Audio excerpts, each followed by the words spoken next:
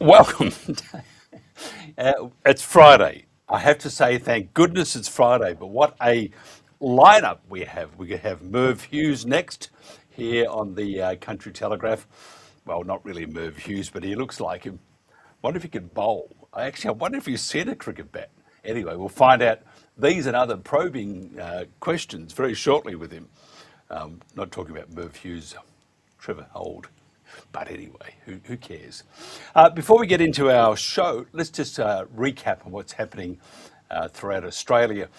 More than 100 farmers attended the recent VFF community meeting held by the St Arnaud branch to listen to legal experts speak about the effects of the new Victorian Treaty Act and the land acquisition procedures for transmission lines, all of which will adversely affect farmland right across Victoria, and the government has got no right to do that. If you had a shop and they came in and said, we're going to plonk a meter in the middle of the shop because it's good for the neighbourhood, you tell them to leave very politely, and if not, you would throw in a few expletives. I would anyway. Australian farmers have secured an additional 250,000 tonnes of urea from Indonesia in a deal that will meet 20% of remaining fertiliser needs this season. Sad story, Wine Masters South Australia has been crushed by the deep struggles facing the industry, calling in the administrators after a failed bid to sell the huge operation in South Australia's Riverland region. And that's not good for the local economy at all. A local farmer from Benjaroop, Lindsay Schultz, has been left out of pocket and frustrated after more than 1,000 litres of diesel was stolen from his property. Meanwhile, police are investigating a fuel theft in Cobram after a battery and 1,000 litres of diesel was stolen from farm machinery. Coming up next, Trevor Hold here on the Country Telegraph.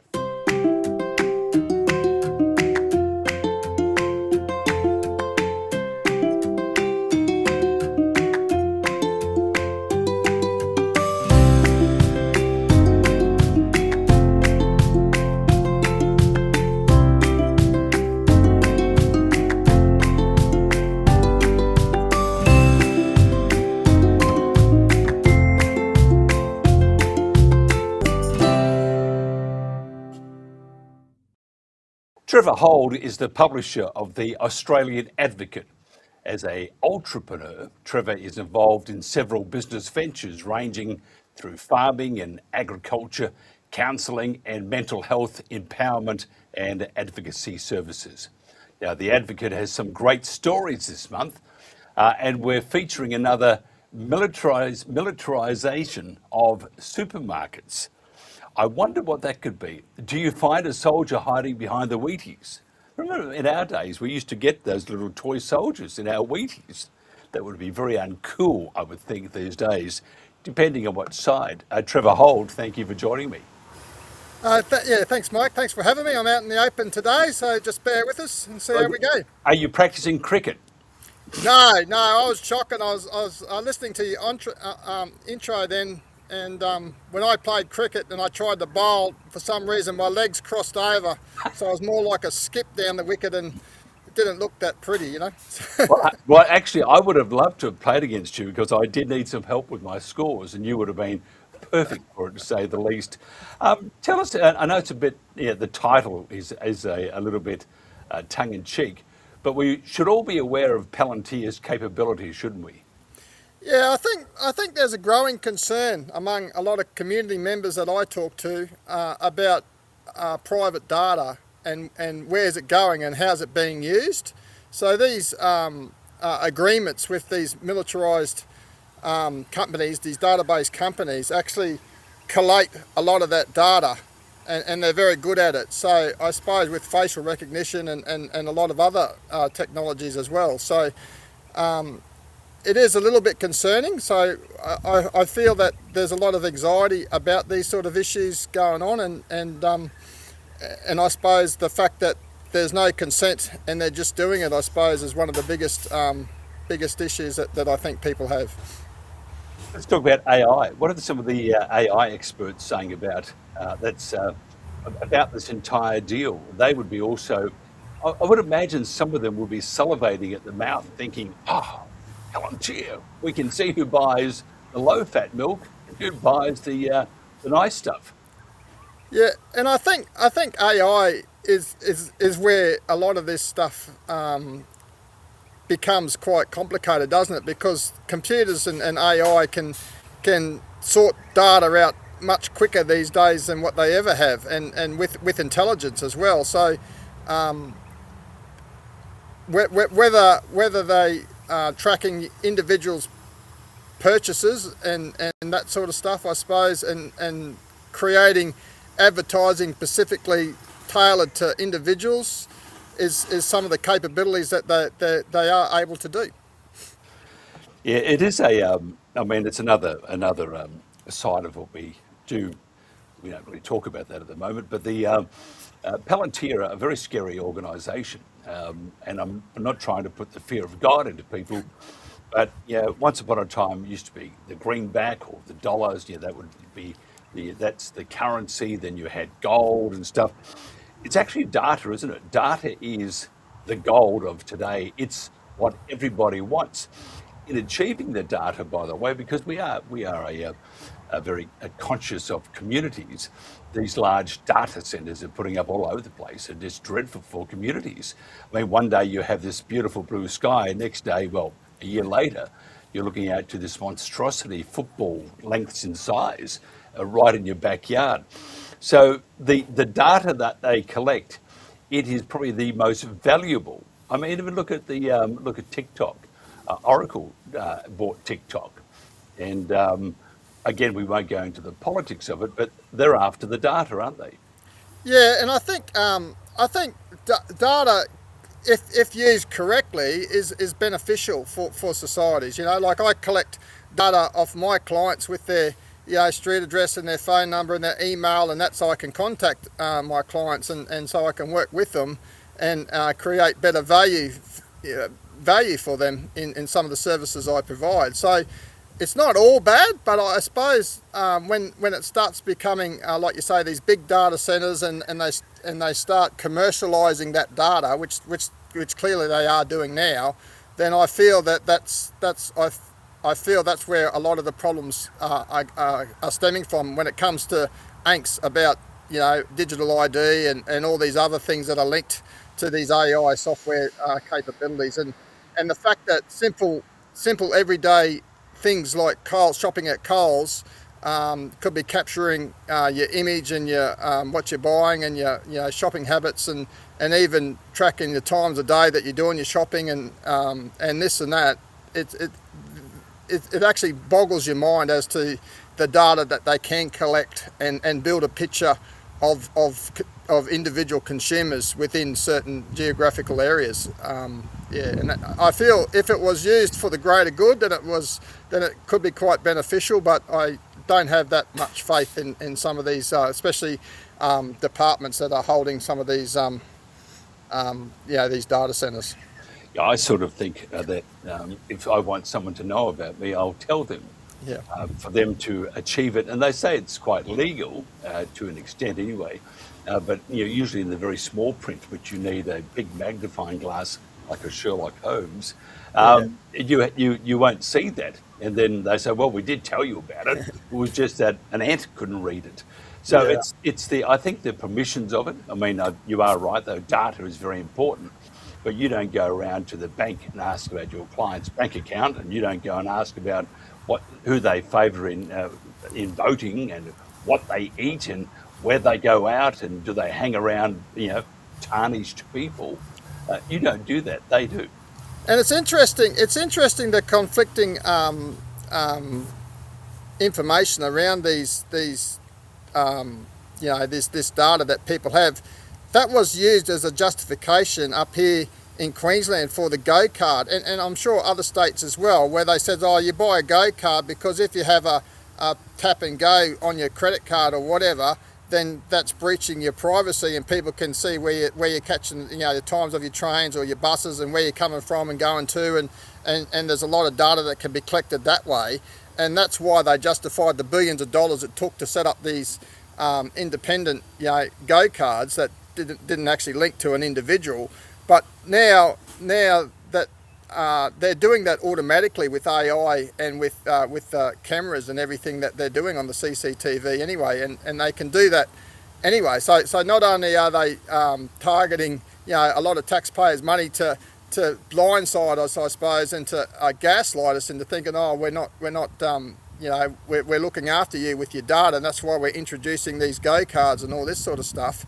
But on the other hand, without you knowing, they're doing far more than tracking where you're coming from and going to. Yeah, you don't want to hear that knock on the door one day and say, we know where you are because we tracked you. Tell me, by the way, just back to the economics of the deal with Palantir and Coles, any idea how much it's worth? Well, yeah, there's a lot of money in there. I wouldn't like to speculate without getting into it a bit deeper. But the thing is, it's quite in depth, I suppose. And because it's like you say, it's not declared. I think that's the problem. So if there is an agreement, and it very well could be used as a experiment sort of thing, whereas they're still building their tools and their data. So it could be a commercial agreement where it's costing Coles nothing to introduce the technology just to we just don't know. I just don't know what's involved in all that sort of stuff, and the implications of it is just endless. What you can do with this stuff. So it's quite quite scary. Yeah. I think that we are progressing. Actually, I don't know whether the word is progressing, but we're moving in a particular direction. And I look at these giant data centers, for example, that are popping up all over the world.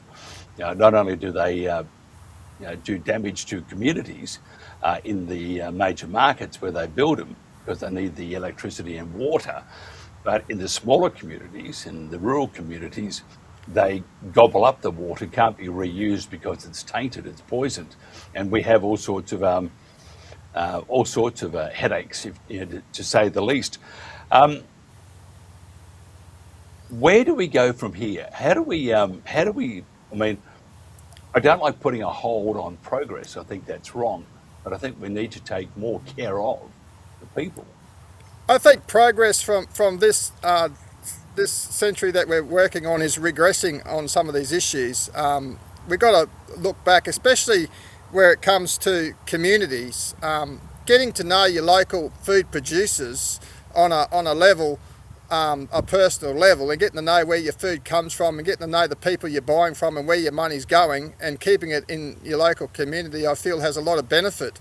Having these multinational companies take everyone's money and ship it off overseas or for the greater good, it's not really serving your community. And I know they do sponsor some local sporting events and they try to make you feel warm and fuzzy on the end, but I feel that personal connection with where your food's coming from is lacking.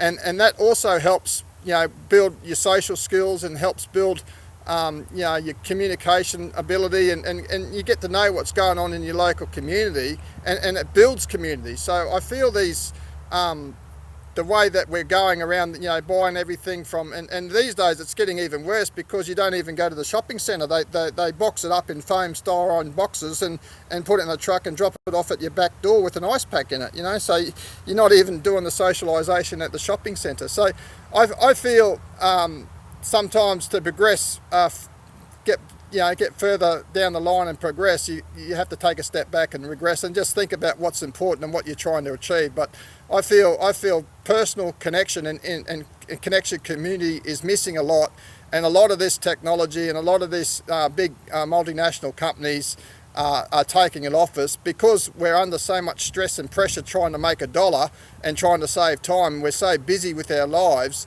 it's hard to develop community. So I really do think that we need to look at ways to try and get better connected with our local areas. Okay, what else do we have in the Advocate for this month? Malcolm Roberts. I always like Malcolm's comments. Makes a lot of sense too, doesn't he? Yeah. And Malcolm's a great guy. He sends his stuff in weekly for him. Obviously, we can't publish all this stuff, but he's fighting a lot of battles on a lot of fronts there.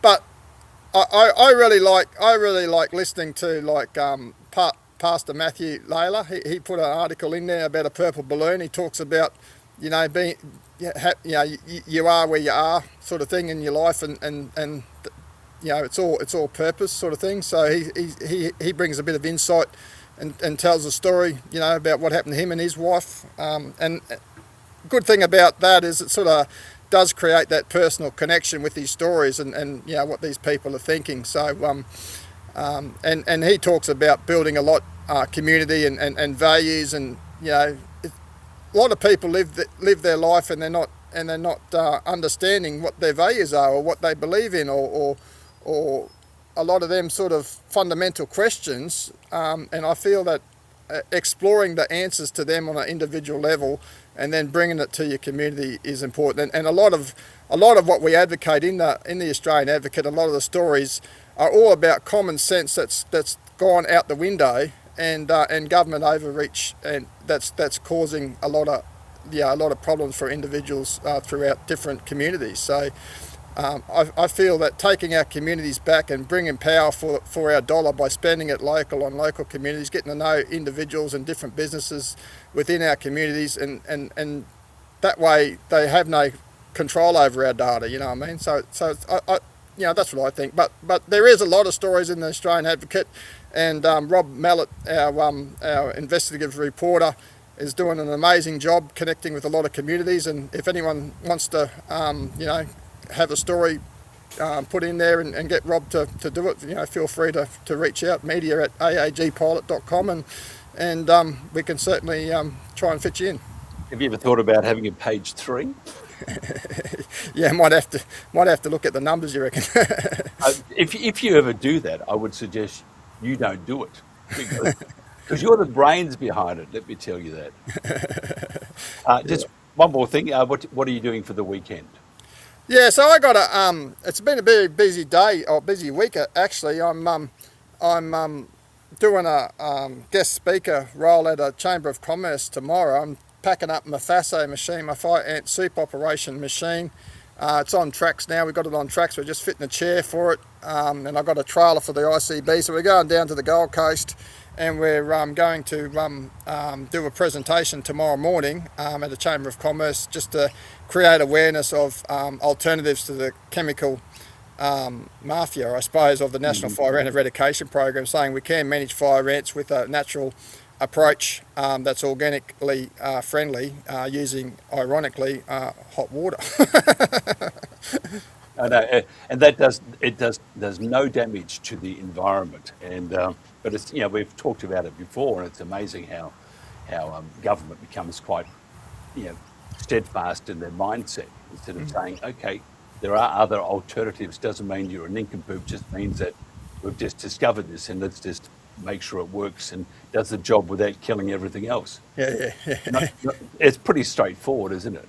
Yeah. And I think that's what I'm about is it's not just talking the talk or whinging about all these issues. It's coming up with practical solutions that people can then hang their hat on, and do it. And that's what we're about. And in the process, we're creating a community, Australian advocacy groups, creating a community where we're publishing our paper, and we've got an organic program. Exciting years coming up. I can't announce it yet on big opportunities that have been initiated within the organic sector, and what's going on there.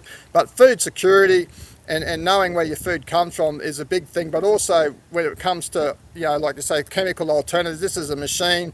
It's engaged laser profile cutters and folders. It's engaged hydraulic fitters. It's engaged electronic fitters, automotive electric trades, and it throughout the whole area of southeast Queensland. So it's a really good feeling to be able to contribute to the community and to provide so many opportunities for other people and to support each other. Because remember, Mike, it's always important to support those that support you. Yeah, I totally agree. And communities, if you have a great community, which most in the bush are great communities, in fact, all of them, you almost become family. Yeah. And that's, I think that's one of the nice things, and one of the things that hopefully Australians don't lose, because we always had each other's back. And I think over the last few years it's been pretty stressful for all concerned in Australia, but we need to understand that this is a great country and we have great communities and great people. We Yeah. need to make sure that we have our neighbours back. Yeah. Trevor Hold, always a pleasure. Just one quick thing, Mike. I think a lot of that's to do with the cost of living and the value of the dollar. I think, like you say, that stress builds up. So trying to understand that there's more to life than what's in your back pocket, you know, and how much money you got, or the flash car that you drive, or the big house, and just try to work on the fundamental things of life and the essentials, which an essential part of it is building your community. So thanks for having me. And as we would say in the classics, good on you, mate. Beauty. Have a good one, mate. Thanks, guys. Trevor Hold, thank you very much. This is the Country Telegraph. And next up, we're going to be talking all sorts of things about good food in this next 40 minutes, good food and how to grow good food and how to maintain healthy lifestyle, and also some great places to visit around Australia, including the Granite Belt. All this and more. It's so exciting on the Country Telegraph.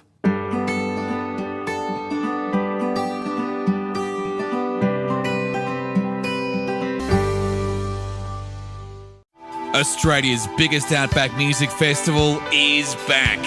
From the 20th to 22nd of August 2026, the Broken Hill Monday Bash returns for 3 epic days under the wide open skies of the outback. Get ready for a massive lineup featuring the Teskey Brothers, John Stevens, John Butler, Boy and Bear, Baby Animals, Jessica Mowboy, The Whitlams, Leo Sayer, Tim Finn, Richard Clapton, Troy Cassadaly, Chocolate Starfish, Furnace and the Fundamentals, 1920, and many more. It's more than a festival, it's a one-of-a-kind adventure. Camp out on the red dirt plains of the iconic Mundi Plains, just beyond Broken Hill, and experience a truly unforgettable family and dog-friendly festival. The Monday Bash. Tickets on sale now.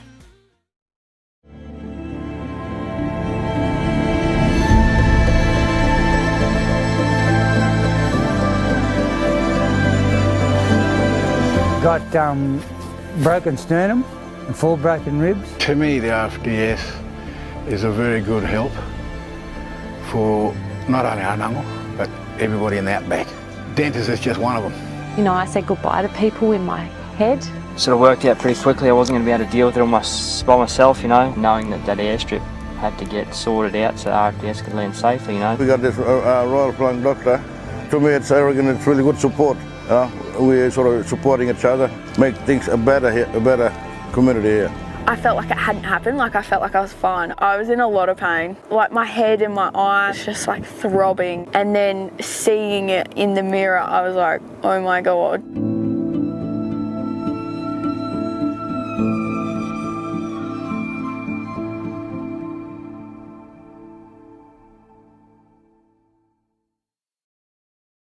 And welcome back. It's a Friday to the Country Telegraph. You know, I love Fridays. No idea how much I love it. Still have to work tomorrow, but I still love Fridays. It's something about it, isn't it? Mondays, I think what they should do is outlaw Mondays. That's what I reckon. And Tuesdays while they're at it. Tammi Jonas is an agroecologist in practice, principle and philosophy. Along with her husband Stuart, Tammi farms heritage breed large black pastured pigs, cattle and garlic in the central highlands of Victoria. She is also resident meatsmith, and I think it's at Jonai Farms. A thriving, what's a meatsmith? We'll find out in a second. A thriving community supported agriculture with 80 wonderful household members. That's a big family. What about birthday time? I'm going to eat you. Tammi has been president of the Australian Food Sovereignty Alliance, AFSA, since 2014. She's an editor and co-author of Farming Democracy, Radically Transforming the Food System from the Ground Up, that was out in 2019. First of all, Tammi, thank you for joining us. And what the hell is a meatsmith? Thanks, Mike. Good to be here. Is that Um, another name for a butcher? it is another name for a butcher. It's something we came up with. Well, actually, somebody in America came up with it, and we followed suit 15 years ago when I first became a butcher. Wow. But I prefer meatsmith. I know a person in New York, and she's a tattoo artist, and she calls herself an inksmith, and she actually is very, very good. Never got me. Never, never, never, never. Hey, tell me about your farm and the community supported agriculture, CSA, and how it works in Australia. Yeah, so CSA, or Community Supported Agriculture, wasn't really well known here until this last 15 years, and particularly the last 10.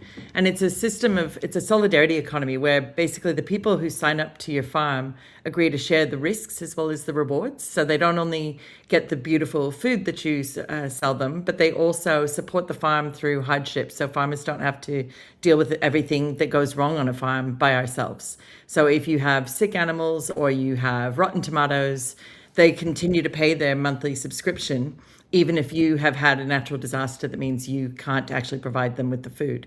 So it's a pretty radical concept for a lot of people, and it's been growing. I think there are several hundred CSAs now across Australia.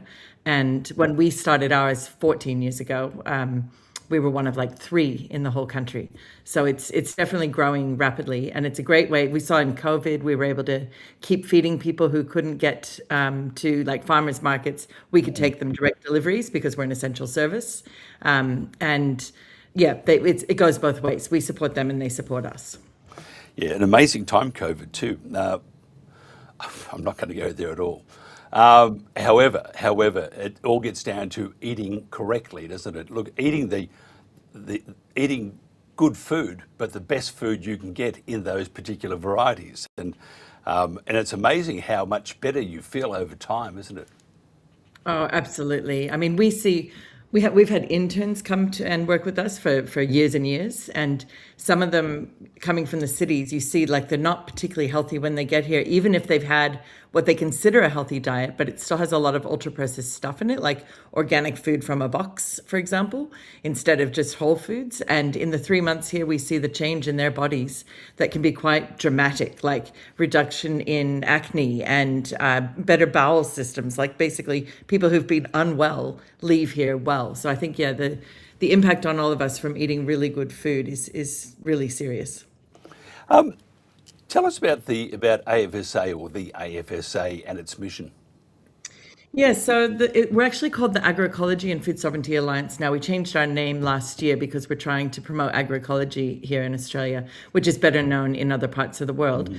But food sovereignty basically is advocating that everyone should have the right to not just sufficient, but nutritious, ethical, ecologically sound food that's been produced and distributed in socially just ways as well as ecologically sound ways, and that we should have a right to participate in the food system. So have a right to determine what we're going to eat and who we're going to get it from, or whether we're going to produce it ourselves. We could, be able to exchange foods with our neighbors without being overregulated. We should be able to access the means of processing. Like for us, abattoirs is a big part of what we do. We can talk about that in a minute, I suppose. But access to those things that's being taken over by large corporations who are no longer wanting to process for smallholders. Food sovereignty makes that core to its concerns. We have to change the system back to one that's controlled by the people and communities rather than by big corporations. Yeah, and this time with the fertiliser issues, hard to get it. And although if you have a chicken farm in your case, in Australia, chook farm, or if you have cattle and stuff or sheep, fertiliser is not that hard to come by. You mentioned some of the big ones that are, I look around, we all talk about the big, and you would say ranches, but the big acreages of farmers around, especially around WA and stuff. But I also noticed that, and I forgot where it is, they're building these giant chicken farms. Mm-hmm. Bigger is not better, is it? Absolutely not. Bigger is, and in the case of pigs and poultry, like it's not only not better, it's dangerous. It's how you end up with new zoonotic diseases, right? The next pandemic will probably come out of intensive livestock sheds. And it's also not better because when you change something in the chain, when something breaks in the chain, like the access to fuel, and that centralized facility is impacted, then we lose everything, right? Because that's the only place you can get it. You saw supermarkets with empty shelves during the pandemic, whereas smallholders like us didn't stop producing and providing food for everybody. So distributing your risk and decentralizing is a really smart move rather than the consolidation for so-called efficiencies that are destroying smallholders around the world. Can you just tell me how food sovereignty is defined? And part two of that, because again, we see, I mean, the people on the land are being bashed around the head by government because they need their diesel. They need to make sure they can finish the job. They need the fertiliser, make sure they can plant the new crops, and all these sort of things. And I sort of see, they always talk about food security. It's not it doesn't seem to be taken up wholeheartedly by government, even though it's just lip service, because without the farmers, contrary to what many people think, they don't grow the goods and produce in the supermarket. Yeah, that's right. And I mean, Australia is really self-sufficient for food production, as we know, unlike many other countries, but we also export more than 70% of what we produce. So the concerns about fertilizers and fuel often is about the export market, and the export focus is a big part of why we're losing access to processing facilities so that they can export meat rather than keep it here in Australia for us. So the food security question gets really mucked up in the mainstream media, especially where you have the big food lobby who are mostly exporters saying that, it's a big risk to our food security here. But actually, if the small scale producers who do most of the feeding of Australia are protected in local food economies, we can be food secure pretty easily, actually. But if we keep focusing on the export market, and the export market also is mostly middle-class countries overseas. We're not feeding the hungry overseas either. And a lot of it's grain, which goes to biofuels or animal feed or ingredients for ultra-processed foods. So none of that is really food security, is it? It's profit security for somebody else. It's interesting too. A lot of these producers, the large ones, are overseas interest, just buying up Australian businesses, and that's part of business. You sell it to the highest bidder, but I think government needs to also take a bit of a look at what happens next. What would you do? How do we fix up the whole system?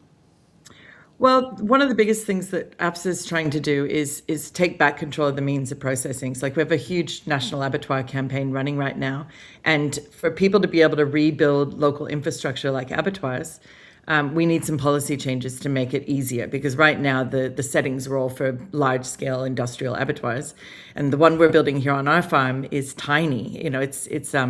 It's sort of, I think, 60 square meters in total. It's a shipping container plus a 5x5 shed where we will process a very small number of animals for the local farmers and us around here.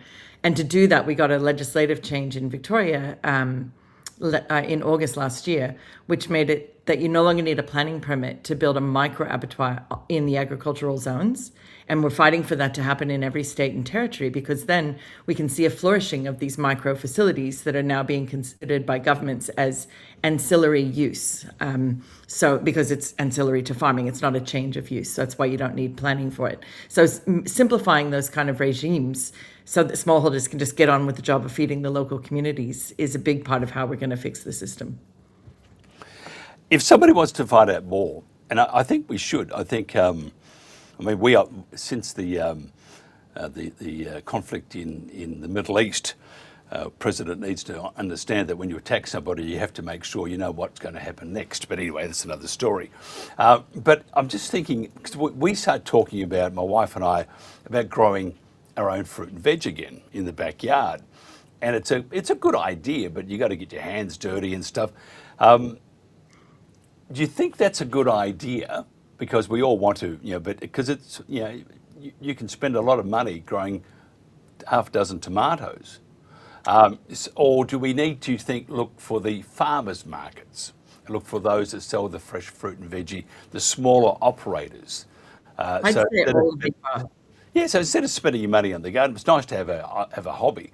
But I don't know about yourself. You're probably a very good farmer, but the idea of tending to my crop, it's not going to work. But Well, if it's not for everybody. But if you pop down to a farmer's market and have a coffee and buy some great fruit and veg and stuff, it changes the whole complexity of living in my case. It does. And even if you're not great at growing or tending your tomatoes, you can perhaps at least grow some herbs, because that makes your food a little bit more delicious every time you put some thyme or sage in something, right? So start small if that's where you need to start, I'd say, Mike. But I think the answer is, we need all of it. We need people growing more of their own food in it such that they can. We need to support the local farmers and go to farmers markets or join CSAs.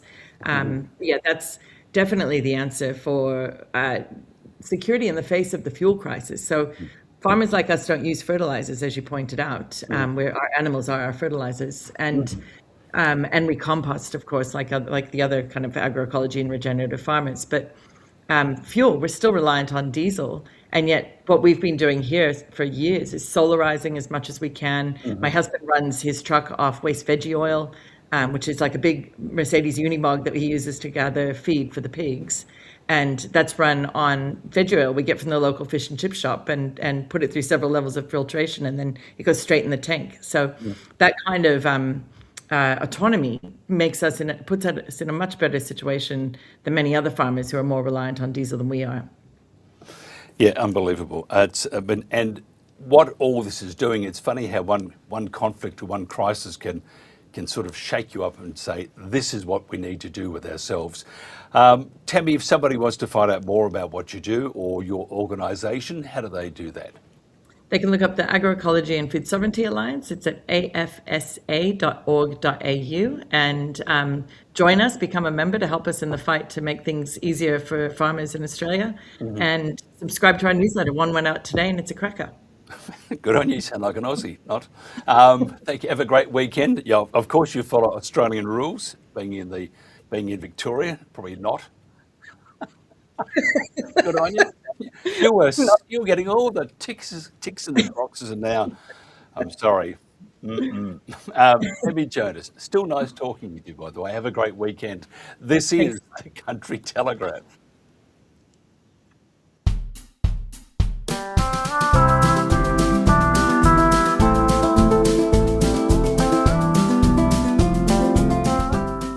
They come for the mountains, the adventure, the wide open spaces. But it's the people who truly make the Grampians and Wimmera Mallee shine. The warm welcomes, the familiar faces, the way you make them feel right at home. Invite your loved ones to visit and help our region thrive. Because our greatest attraction is you. Plan their stay today at visitgrampians.com.au/you. To remote Australian communities, the Royal Flying Doctor Service is their lifeline, delivering the finest care to the furthest corner. Now, we're going even further. Introducing Bushlink, an easy-to-use online platform that puts care at your fingertips, helping you take control of your primary healthcare right from your phone, tablet or computer. Bushlink lets you book your clinic appointments when you want to. And if something changes, you can reschedule or cancel without having to make a single call. You can see all your upcoming appointments in one place, receive SMS confirmations, reminders, and if plans change, we'll let you know. You can even message us back and stay connected with your RFDS team. Have a question? Want to check if your regular doctor is coming? Bushlink will give you all the information you need. You'll even have access to forms you can fill in before appointments, all to maximise face-to-face time with your RFDS clinician on the ground come clinic time. You'll also receive helpful health advice and education. Bushlink puts the power in your hands, giving you more information, more flexibility, more support and greater control of your healthcare wherever you are. Simply visit rfdsbushlink.com.au for more information or to sign up today. Bushlink, a new link in the chain of care.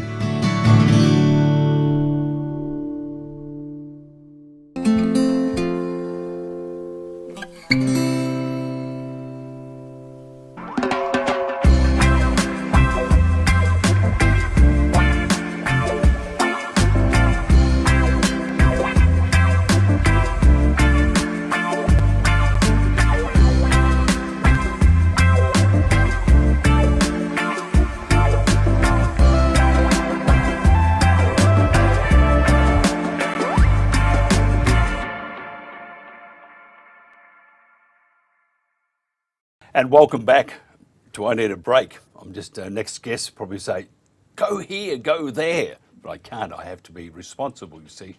Krista has love of country, a passion for regional Australia, and a weakness for travel, having worked in the tourism industry for over 25 years. Is it really work, I wonder? Oh, well, one Mai Tai there and a margarita there. It's a tough life, isn't it? Someone's got to do it. Anyway, now, I have to be respectful here. Sorry, Krista. Krista has developed... It all, Mike. Krista has developed... Let me just get this finished first. Where am I? I've lost it. Has developed numerous projects and have been the recipients of North Queensland and Queensland Tourist Awards. We're going to talk about the Granite Belt today, in particular a great experience called Grazing the Granite Belt. Krista, thank you for joining us. Hey, thanks, Mike, for having me. Yes, you do need to take an escape to the Granite Belt. But it's a shocking life you must have led. Margaritas, good wine, good spirits, all that sort of stuff, great food, locations. Mate, I do say to people, if I won the lotto tomorrow, which like everyone in Australia, I desperately need to do for my cash flow, but if I did, I would still do this work. I may not do as many projects, but I can't do anything else either. So. Isn't it funny? I mean, promoting to have a good time, I would imagine that the worst thing is that the good time bit could get in the road of doing work. It doesn't anymore. It used to in my under 30s. That's right. Last week. Hey, tell me about the Granite Belt. So the Granite Belt, we were brought in with the community in the Granite Belt to come and help them when they were suffering a 100-year drought back in 2018-19. So they had a 100-year drought, then fires. Oh, and then COVID came along. So they brought us in to help them. And I'd travelled through Stanthorpe and Granite Belt for many years because I don't mind a drop of wine, and lived up in Toowoomba and the Darling Downs, so we knew the area quite well. But yeah, they've really, the whole region is fascinating. It's only about 60 kilometres from one end to the other, but it's over 1,000 metres above sea level, so the elevation is quite spectacular. And it's one of the only places in Queensland that experiences the 4 seasons. So if you're based in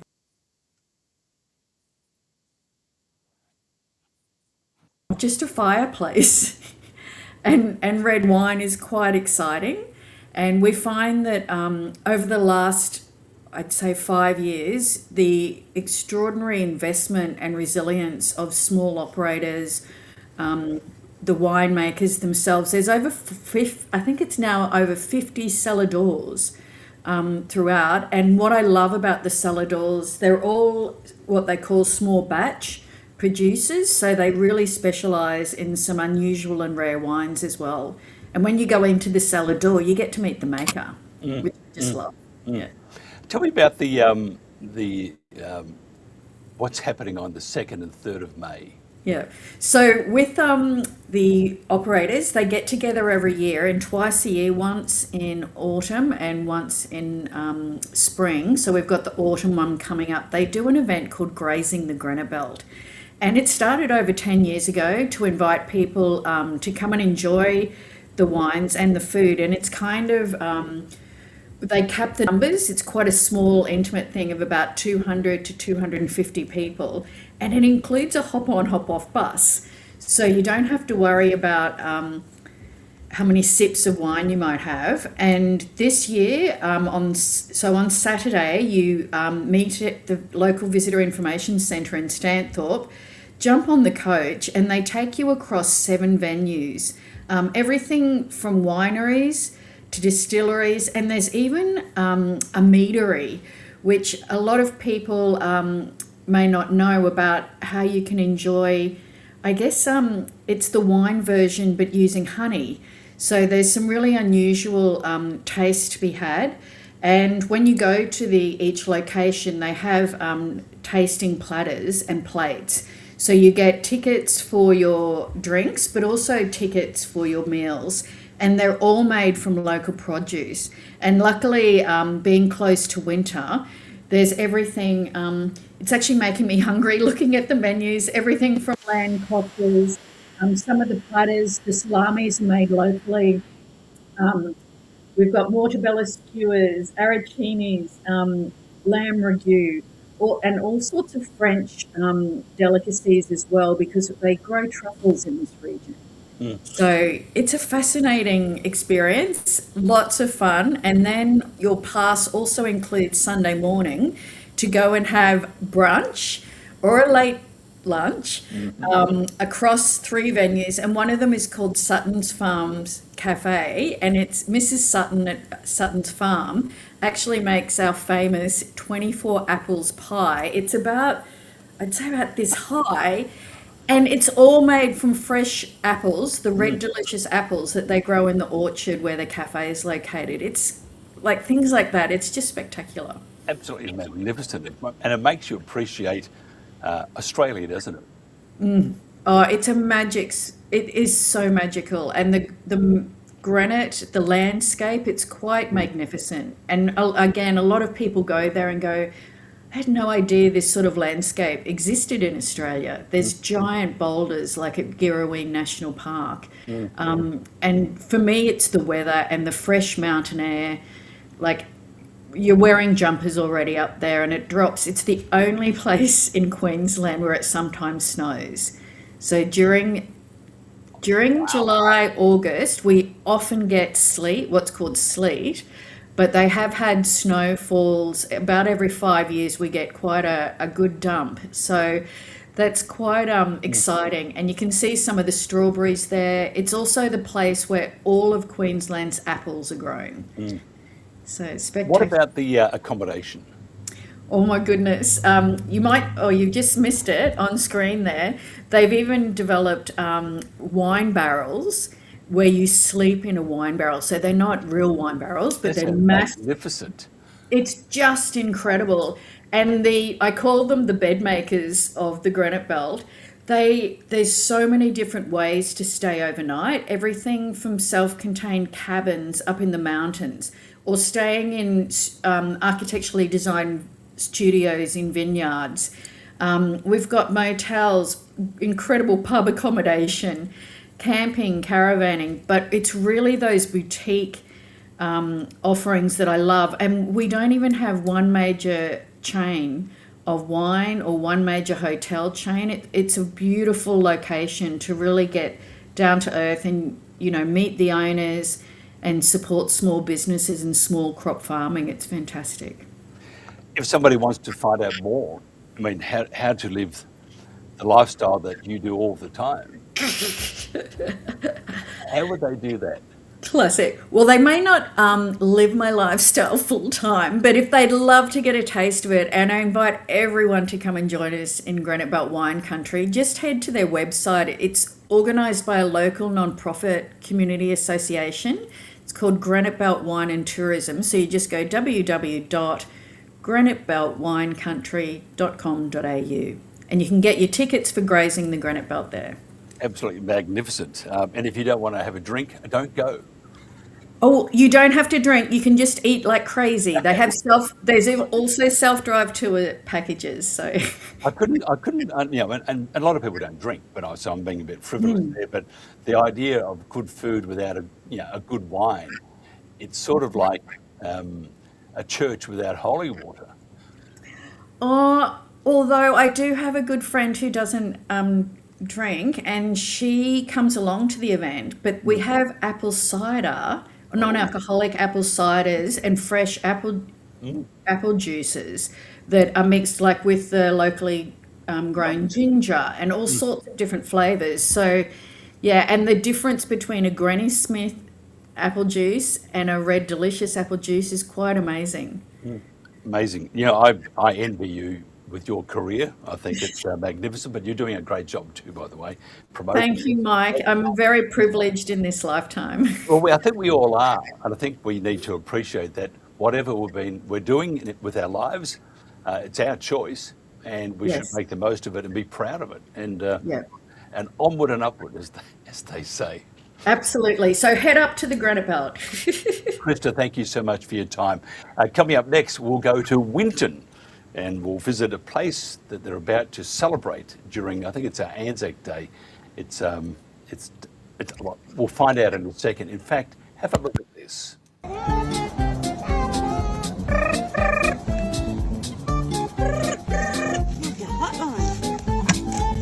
Hello, Crack Up Sisters, this is ST Roof speaking. Hello, Dusty.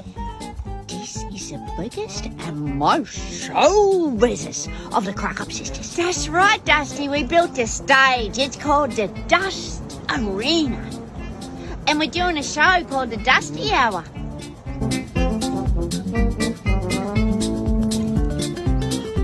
Let me get this straight. Dusty Spangle's Roof is going to host the Dusty Hour at the Dustarena. Oh, this is the most star-spangled dust lineup ever, Dusty. I think it's amazing. Holy dooly. There's going to be stars in the dust. Oh yeah, we'll get ready straight away. Bye. Well, that's enough promo. I gotta get going.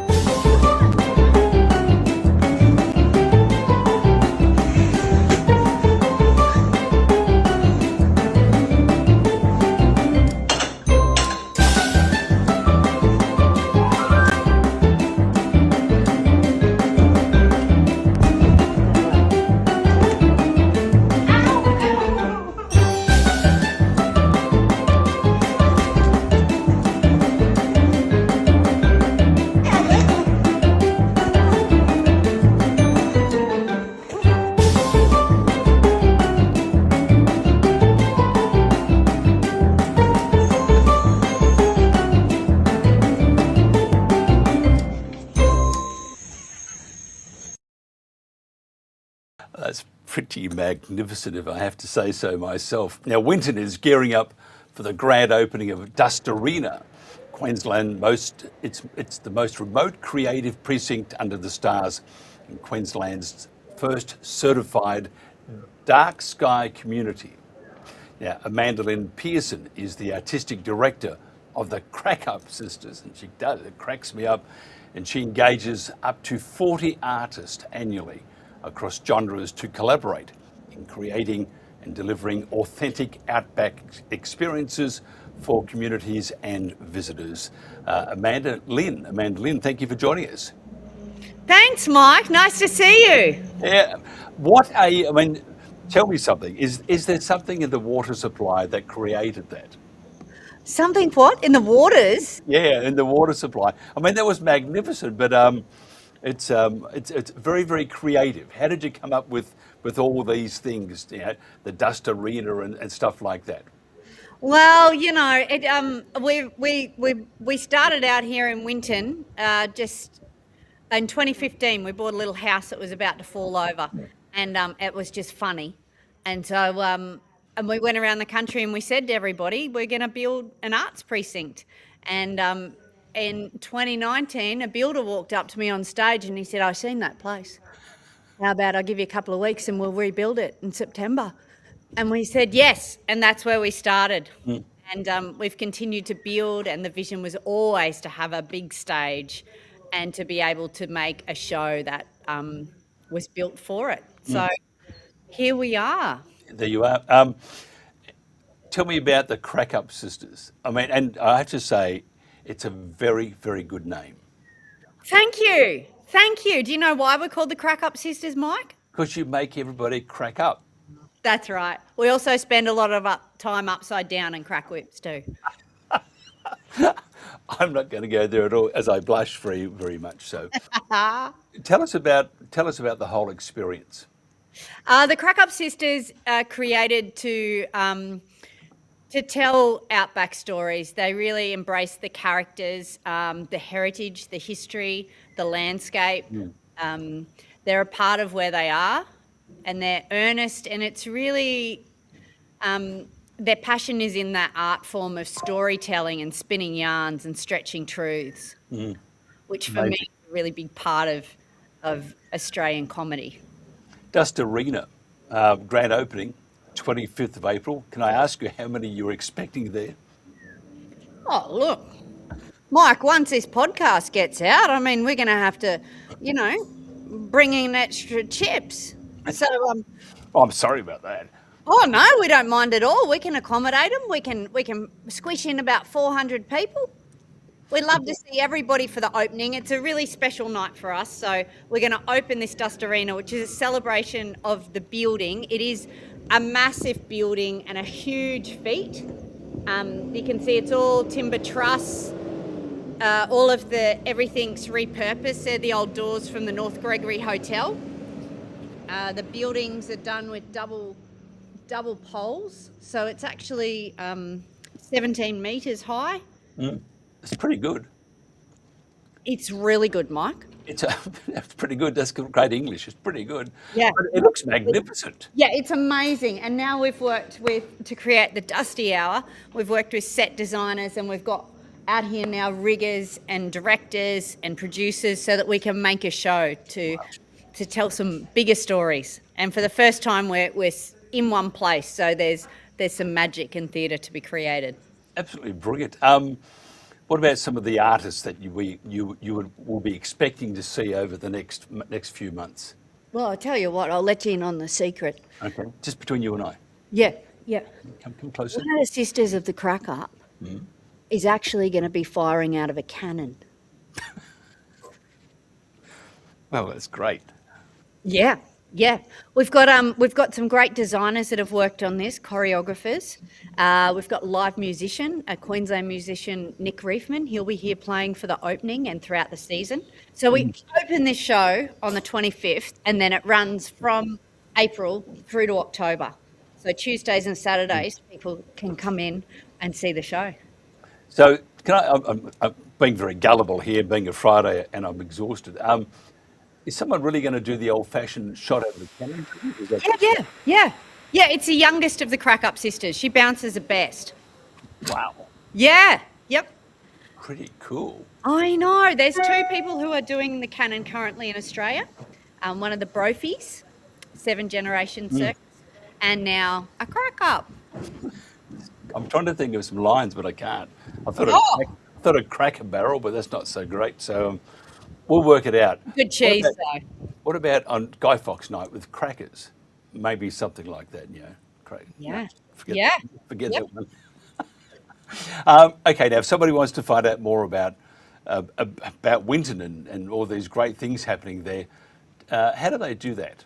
You just jump on our website and we'll take you everywhere. Come to us and we'll share the universe with you. And you go to crackupsisters.com. Yeah, absolutely. What was that one again? crackupsisters.com. Yep. And it's a very colourful site. By the way, who does your site for you? Our site? Oh, well, our producer Teresa from Creation and duo sister is the... Fantastic. Thank you very much. Thank you. Yeah. It's been a pleasure chatting. I would like to do more of these because I think, one, you bring the essence of what Australia is all about. And I think community is so important. And I go on about it like a broken record, but I think it's so important. I think Winton itself, my wife and I, more my wife, she said, we must go to Winton, talking about that the other day. And I think I'd like to do that. It's a bit of a drive from the Gold Coast, isn't it?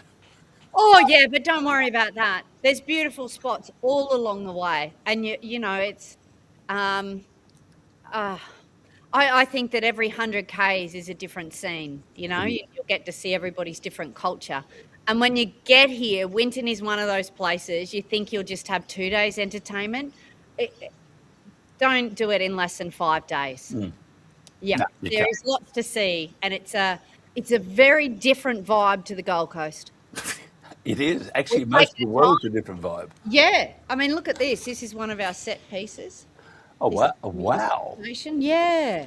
Everything moves and talks. And that looks fantastic. I know. You got to come, Mike. I know. And you know what else? What? You can actually have a sleepover in the Crack Up Sister house. Oh, really? Yep. You book it on the website. You can have a look. So that's a house that we put together with all of the donated materials from across the country. And wow. Will it leak if it rains? Oh, hell no. No. It's bomber. Good on you. Pleasure chatting. Have a great weekend. Thank you for your time. Appreciate it. Amanda Lynn Pearson from Winton. That's about it. We've got the weather now, and then have a great weekend too. So we're going to go to the Weather Bureau as a way of goodbye. This is the Country Telegraph. Hello, this is Angus here at the Bureau of Meteorology. This is the National Weather Forecast. We're going to take a look at the weather for the weekend, the 18th and 19th of April. And for some, it will be the first real cold mornings of the year as we head through autumn. The combination of high pressure across the south and the southeast, as well as clear skies and not much wind, is going to lead to some very chilly temperatures through the next couple of mornings. Not a lot of rainfall around the country, although we will continue to see some wet weather across the tropical north and through parts of inland Queensland, potentially out towards the coast in one or two areas. And we will start in Queensland for our state-by-state flyover. It's a bright, sunny, relatively warm day for Brisbane and the southeast, although expect the wind to change in the afternoon. The temperature might drop a couple of degrees. Bright, sunny and warm through the southern inland and the southwest, and in fact most of the east coast seeing some clear conditions. There will be a few showers around parts of the Capricornia, up to the central highlands, the central west, and way out towards the northwest for Mount Isa and the Gulf country. Possibly a storm up in the northwest as well. The cold change, which is moving through on Friday, will have completely pushed through by Saturday morning. So a bright sunny day, but those temperatures are quite a lot lower than where they have been sitting through most of the week. And in fact, some spots down through the southern ranges, including around Canberra, could be seeing their first sub-0 degree temperatures of the year. The forecast here in Canberra at 0 degrees, but it may slip slightly below that. After that single-digit start, it will be a bright sunny day through all of these areas, and really nice along the east coast as well. Even though those maximum temperatures are in the low 20s, it will be bright and sunny. If you are heading to the beach on this nice sunny weekend day, just be aware there are some powerful swells and hazardous surf up this east coast. A cool morning right across Victoria, likely to see some frosty conditions at elevation. So through most of the ranges and mountainous areas, we will see temperatures approaching that 0 degree mark in the morning. We see on our towns and cities here lots of 2 and 3 degree forecast temperatures to kick off the day. After that very cold start, it will be a pleasant day. Temperatures are going to be fairly mild, about 15 to 20 degrees across the state, with a little bit of cloud, but not much wind and no rainfall. A cool morning in Tasmania, possible early shower for some southern facing areas, but that will dry up pretty quickly. Low single digit temperatures through all towns and cities here at first. And the daily highs are between 14 and 17, so fairly cool, but the wind dies out and it will be a bright afternoon. We've got fairly pleasant weather across South Australia on Saturday. Again, some pretty cold morning temperatures, particularly down here in the southeast for Mount Gambier. Adelaide seeing a start of 11 degrees. Throughout the course of Saturday, the wind will shift and start to come in from the north, pulling some of that desert air across the state. And those temperatures will climb in many areas, at least to the mid-20s around the Adelaide region, upper 20s and low 30s for areas further north. Now, there will be some rain overnight tonight through Perth, so if you're an early riser on Saturday, you could start off with a bit of rainfall, but if you're sleeping in on your Saturday morning, it should all have cleared by the time you get out of bed. The little band of rain will push up towards Geraldton in the afternoon, but through the majority of the day, it will be completely dry everywhere else, including down around the Perth area after those very early showers clear up. Temperatures for the southern half of the state, fairly cool in the low 20s or high teens, but we're looking at seasonal temperatures across the northwest. And for the north of the country, a few showers and storms, or at least the chance of a shower or thunderstorm right across the top end, so Darwin, right through to the east coast and down to about Tennant Creek here. So we are still in the midst of those wet season conditions which have been coming and going this week. South of Tennant Creek, it is a bright day with temperatures in the low 30s. And for WA, we might see a little bit of rainfall across the northern parts of the Kimberley, but it should be dry elsewhere. And a quick look at Sunday's temperatures and forecast now. Likely to be some sub-zero temperatures across the southeast, some very chilly beginnings, but a nice pleasant sunny day, warming up to about 20 degrees across much of New South Wales, Victoria, not quite that warm in Tasmania. A bright one for Brisbane, a couple of degrees cooler than Saturday. Possible early shower in Adelaide, wouldn't think too much about that, maybe less than a millimetre, and then fine after that, and looking pretty good everywhere else. See how next week's forecast is shaping up at the Bureau's website or app. That's it from me for this week though. Thanks very much for watching.